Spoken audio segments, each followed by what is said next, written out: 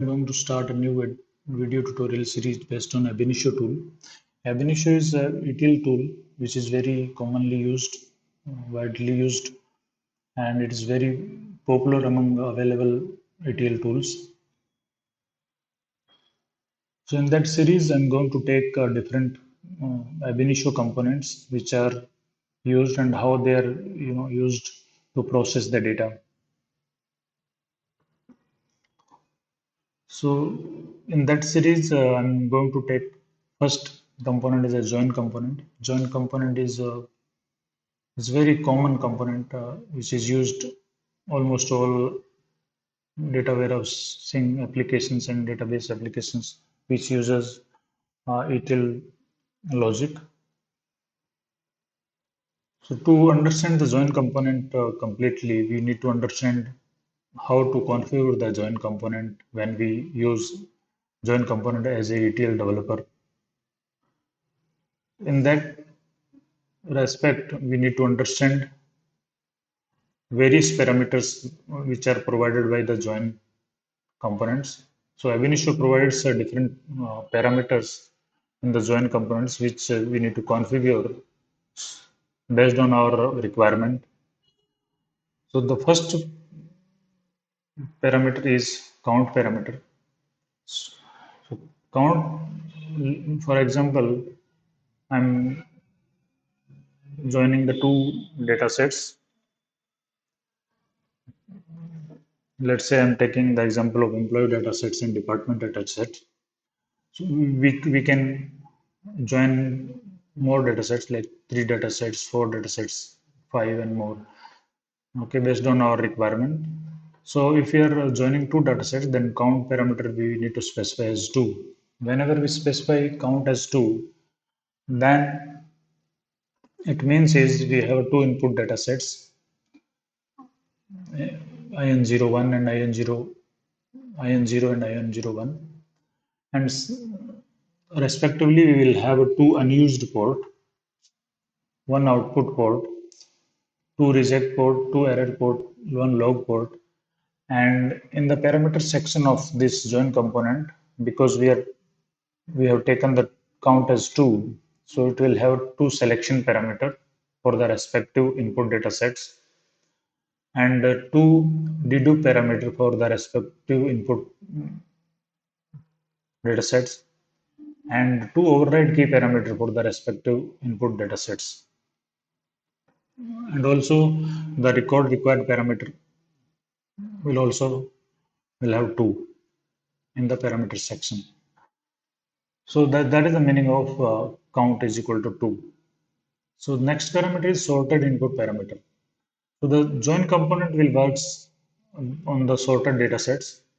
So whenever we are supplying the externally sorted data, then this sorted parameter we could give as a true. Or if we are specifying sorted input data set, sorted input parameter as a false, that means that we are going to tell join component that you have to sort the input data set internally. We are not going to sort and give it to you. Okay. And the next parameter is key parameter. So which keys we are going to join both the data sets or various data set on is the key. So in key we need to specify that ID. So let's say we are joining 2 datasets, employee datasets and department datasets based on department key, department ID. Okay, so in key parameter we need to specify the department ID. Okay, so based on department ID, it will join both the datasets, employee and department datasets. The next is the transform. So transform provides the developer to apply the logic. It will give a function which is called join, which can be specified as like this. It can have parameters IN0 and IN1 because we are taking 2 input data sets. Then it will have 2 parameters, input parameters. begin and end. So between begin and end, we need to specify the logic or the mapping. So mapping would be like our dot employee ID is equal to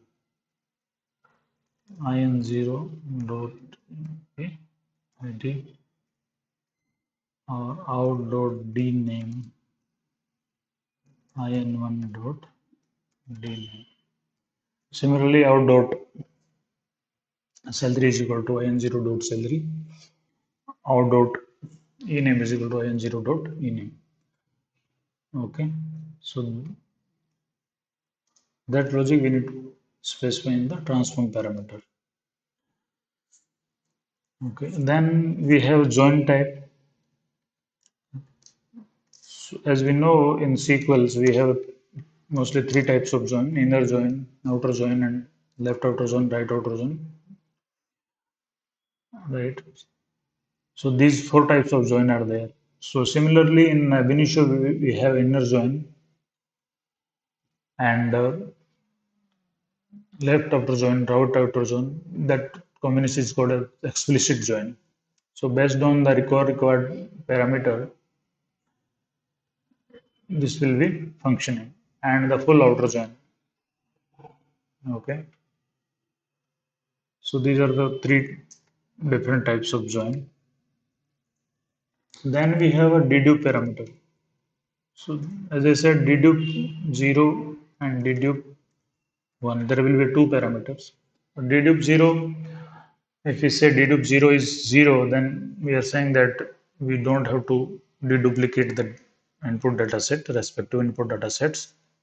If we are saying that dedupe 0 equal to 1, that means if the input 0 data sets have some duplicate values based on the key, it, it is going to remove those duplicate records. Okay, and only the one copy of that record will be used as a processing. Okay, similarly for the dedupe one, it will deduplicate the record from the in1 dataset.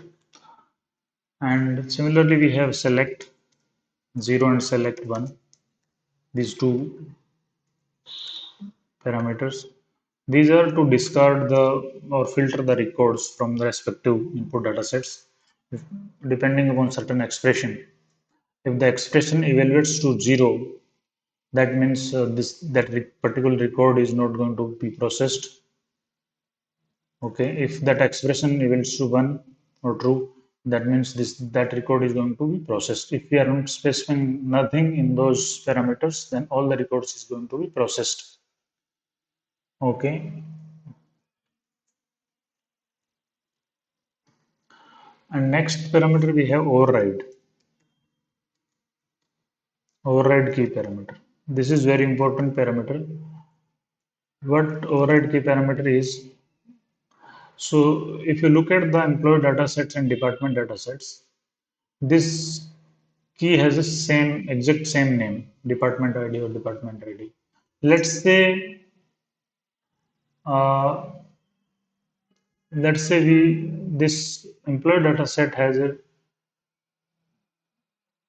this department ID is a DID, and in department we have DPT ID. Okay, and we are going to join with DPT ID because it has different name, but actual data is same. Okay, so we need to tell that ab initio join component that we are going to supply DID, and you should understand it as a department ID. Okay, so in override key 0 parameter, we are going to specify it as a DID.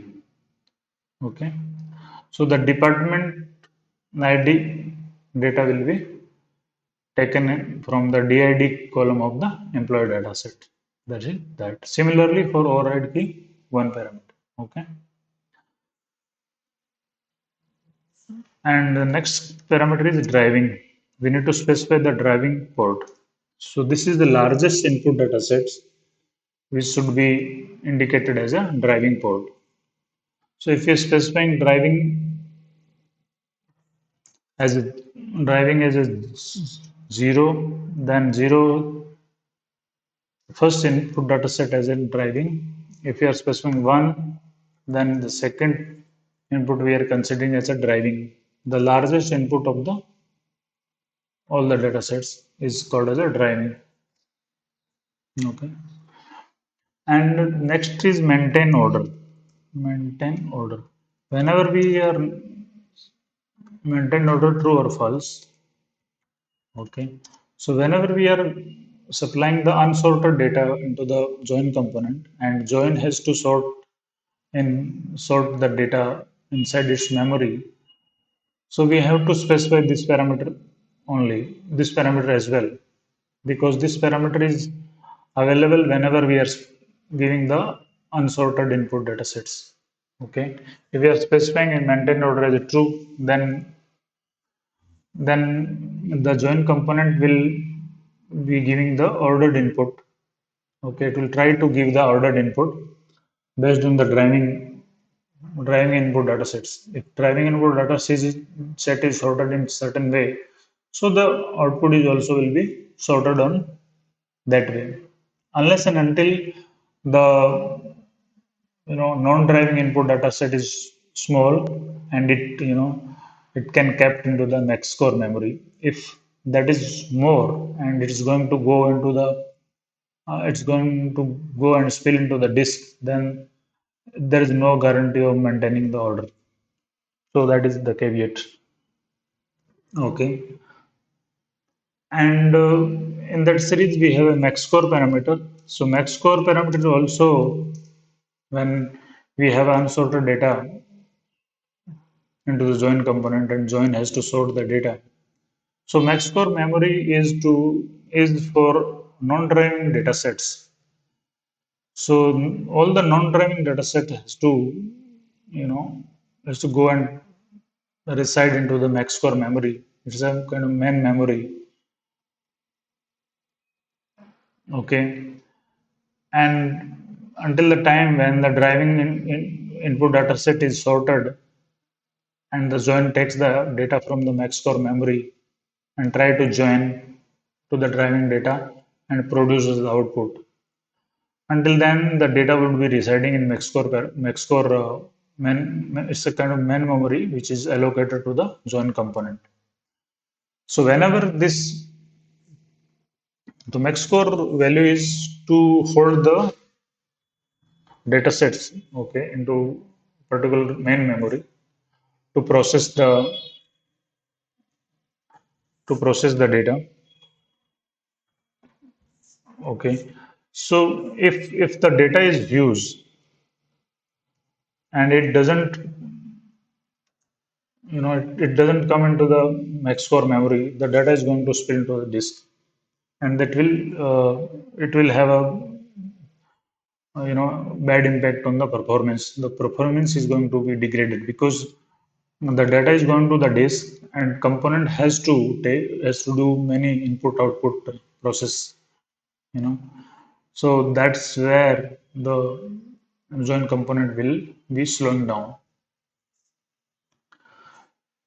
So in that series, the next parameter is error group parameter and the log group parameter. The log group and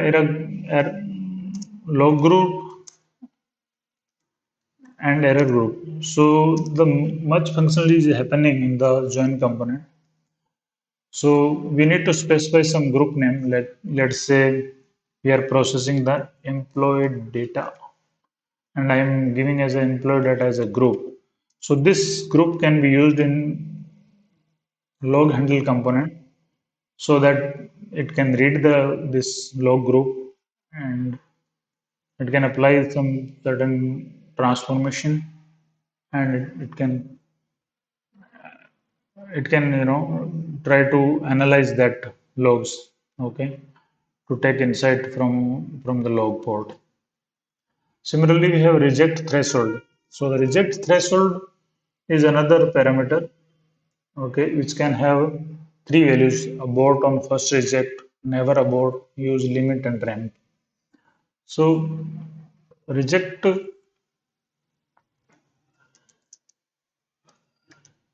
reject threshold means if you are if any error comes and it specifies that abort on first reject. So, and the if any error comes in certain while processing a certain record and the join component has to reject that record, then the join component is going to fail for the first record. If we are specifying never abort, then all the records will be processed and the reject record will be captured by the reject port. Sometimes we have a functionality similarly like we have to reject as and when the first reject happens. We have to abort the process. Okay, and we have a limit and ramp. So in that we can specify the minimum percentage of records. Until then, we don't have to stop the processing. Let's say we are expecting 10% of the rejection in particular processing. So we can specify that 10% until 10% we are okay with the processing. You can reject those record and we will capture from the rejection port and we'll analyze the thing. If if the rejection is happening more than 10%, then about the process. Okay. So I think we have completed all the parameters which are used in join component. So these many parameters as a developer we need to configure in the Ab initio join component to process our data sets. Thank you so much.